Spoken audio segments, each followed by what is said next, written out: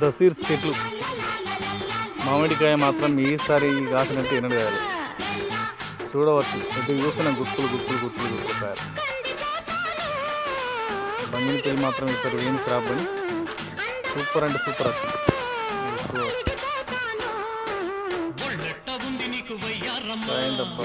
కష్టపడింది కాయ.